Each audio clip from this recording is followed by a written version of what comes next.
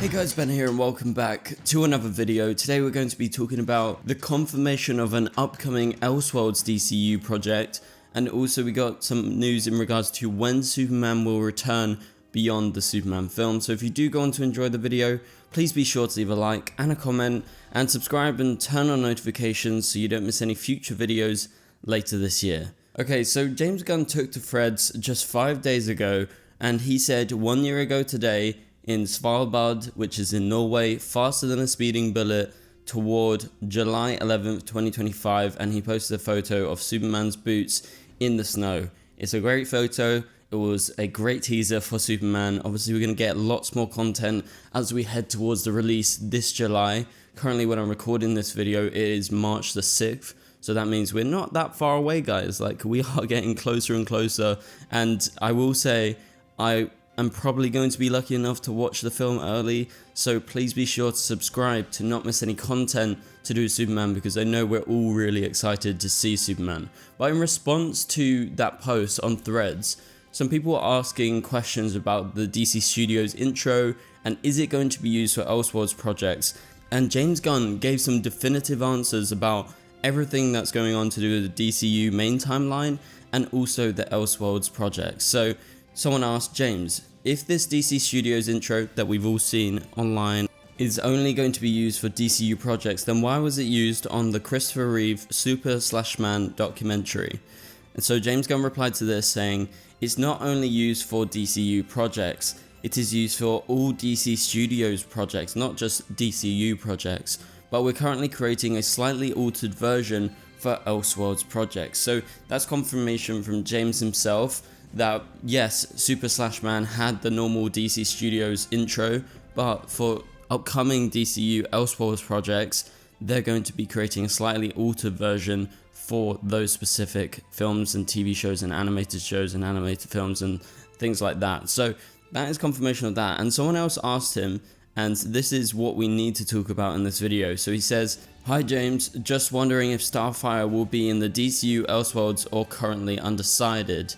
So that's obviously a question that's been on our mind to do with a lot of these projects. We all kind of presumed they would be set in the DCU. However, there was that Green Lantern show that they just announced, My Adventures with Green Lantern, which is set in the same universe and the same timeline as My Adventures with Superman, which I'm pretty sure is not canon to the DCU because that's a completely separate project that was on Adult Swim. So I believe that's Elseworlds, that My Adventures with Green Lantern show with Jessica Cruz. And James Gunn replied to that guy's question by saying, Starfire is Elseworlds, as are most of our family animated shows. So that is official confirmation. The Starfire TV show that's coming is Elseworlds. It's the animated show. It's not going to be linked in with Teen Titans, the film that they're doing. So as far as I know, I think the animated shows and the animated films that are going to be linked to the main DCU will be more of like the adult animation, like we're talking Creature Commandos and shows like that they're probably going to make more of those in the future. So we're talking Starfire, that's Elseworlds, also My Adventures with Green Lantern, and I would presume the Superpowers TV show that they announced the other day is also Elseworlds, but Creature Commandos is canon to the DCU. So I think that is some much needed clarification, because they haven't really explained all of this, because they've been announcing projects recently, but they made absolutely no mention of what is canon and what's not. So we all just presumed it's all canon, right? Because it was a big DC Studios / DCU announcement that was in all the trades, and they announced Starfire, like you got to see a new look at it. So naturally people started theorizing, okay, how is this going to link into the DCU? Where is it going to be set in the timeline? Are we going to have other characters that will appear in live action after? Is this the Starfire that we're going to see in Teen Titans? So some of those questions came up, but now James has answered it. I feel like it's a little bit of an oversight not to explain it in that big press release that they did, because they did a whole panel in LA and there was a bunch of journalists there and he could have explained it properly there. So he's having to do it online, which is fine. At least we got confirmation. That's just the way that I look at it. So not sure about the other projects, maybe like Blue Beetle. I feel like that's going to be linked in just because it was part of the same universe as Peacemaker and all the other DCEU content that is going to be shifting over to the DCU, so kind of like a soft reboot. That's how people have been explaining those projects.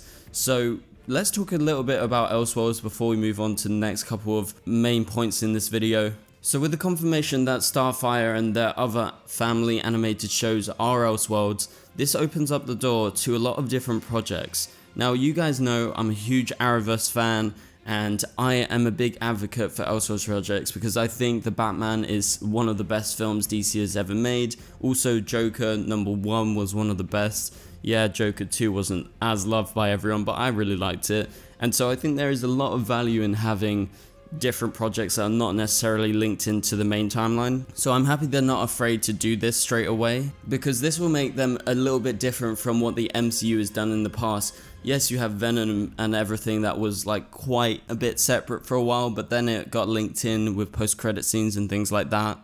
But Marvel really doesn't do Elseworlds projects. Yes, you could say maybe Jessica Jones and Daredevil were quite separate, but you know, that was Netflix. That wasn't the same studio making it. This is DC Studios, who will be producing films like Supergirl and TV shows like Lanterns. They're all going to be in the DCU, but they're also making shows like Starfire that will be separate. And I think that's a really good thing for the future, because it opens up the door to shows like, say, the Smallville animated show that's been talked about a lot in the last year or so, because that is something that lots of fans want to see. Also, you know, it opens up the door to like an Arrowverse revival later down the line, maybe an animated show or something similar to what maybe Smallville is going to be getting.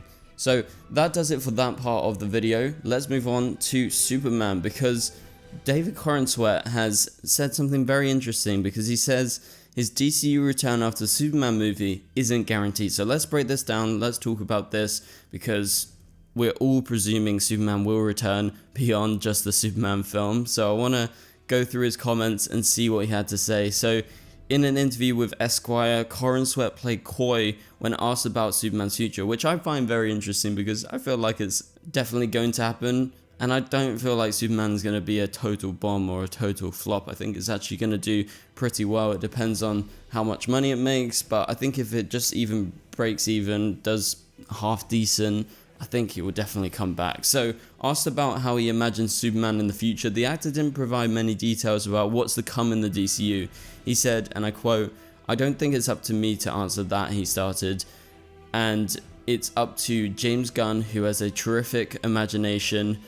I'm just there when they need me to say what was written," although that doesn't always happen. So it looks like his words might hint at a little bit of uncertainty. That's what CBR is saying in their article, because it is true that we haven't had a Superman sequel announced or anything like that, but you're presuming with Superman being one of the key superheroes in the DCU that he will show up again, and it's very possible he could be in the Supergirl film. There was a rumor a while ago that David Corenswet was in London. That's currently where they are filming Supergirl Woman of Tomorrow right now. They're over halfway through the production, and Corenswet could show up in that Supergirl film. So I do feel like this is just him playing coy and him not wanting to give a proper answer, even though I feel like he can easily say, yeah, I hope that I'm going to show up in a future film and James Gunn is going to write me something and I would love to be a part of the DCU. Like, I don't feel like that's a problem. I don't feel like this is something that he's been instructed to say. It's just him not wanting to be like 100% open with the press, I guess. So let's talk about our final topic of today's video. This is to do with some Superman test screenings.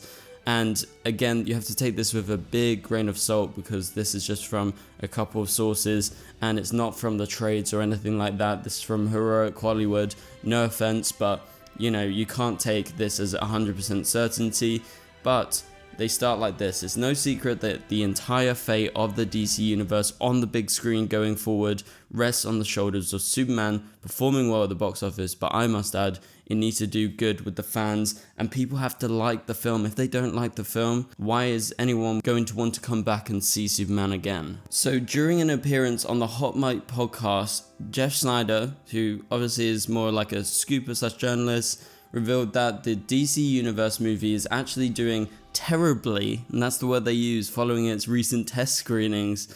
So this is the quote: "I got a call from my best source after that newsletter. He said, great newsletter tonight. You got one thing wrong, and that's about Superman, which I continue to hear is terrible. So that is what Snyder is hearing, and his co-host on the show, John Roca, apparently has heard that the film was decent from a couple of sources. And as this article states, this is after Jeff Snyder previously reported that there was mixed reactions for Superman back in December when they did test screenings. So if we analyze this, like, yeah, it could be bad, but also there is always rumors when it comes to test screenings. Some people can be very strong in terms of the way that they react. Obviously, it's a test screening. They know that the studio wants to hear criticism. Like, that's a thing. When you go to these test screenings, they give you like a card, you fill out your opinion, and you tell them what didn't you like, what did you like, and stuff like that. And obviously, maybe one source that Jeff knows absolutely hated the film, and maybe he wrote it down and there was a few bad reactions, but that's not to say that they've read absolutely all the reactions. And sometimes it's like 5 people in the cinema. It can be more, but it's such a small sample size that I don't personally take it very seriously, because I know films are subjective, and say Joker 2, loads of people didn't like it, but lots of people liked it too, like myself. So it's all subjective, and there can be 10 people that hate a film, and you know, like only 2 that like a film, but for those 2 that like the film, maybe it's absolutely brilliant. So we'll have to wait and see and hold judgment until we actually see Superman later this year, which I'm super excited for. But thank you guys so much for watching. That pretty much does it for this video. If you did enjoy it, please be sure to leave a like and a comment, and also subscribe and turn on notifications so you don't miss any future videos. But for now, I'll catch you guys later. Goodbye.